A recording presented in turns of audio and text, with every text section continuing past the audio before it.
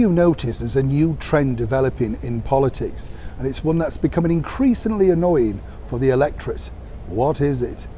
Hi, good morning, Neil. Sean here in the very heart of London. Thank you so much for joining me today.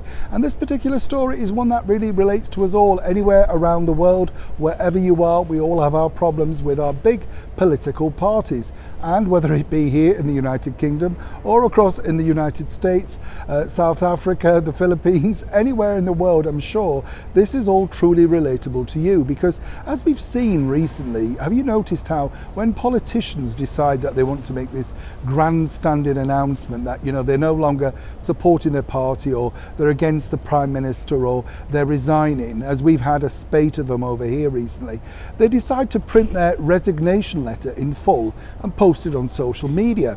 Now, a lot of people might say, well, that's the digital world, Neil, you know, that's what people do.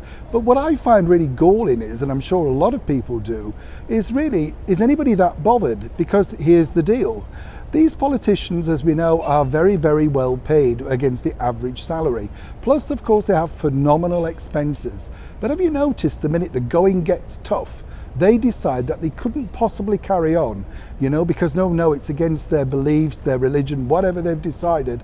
The reason is they're bailing out just at the pivotal time.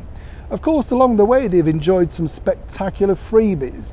And of course, you know, as I say, those almighty expenses that they all seem to rack up doing a very simple job. What's interesting over here is people are really turning against these particular politicians who decide to waive their resignation letter in public. What the public truly believes over here is this: if you can't do the job, why are you waiting till now to resign to make a statement?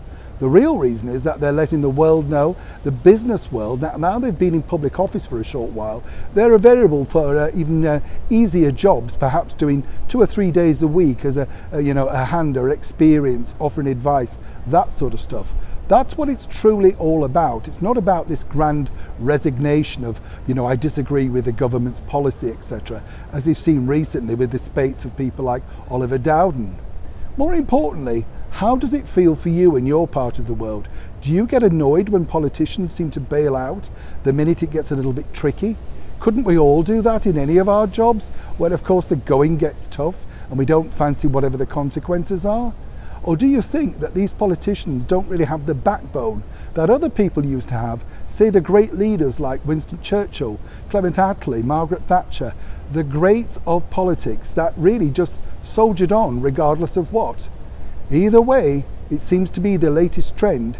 If the going gets tough, up pops their resignation letter. But do you agree with it?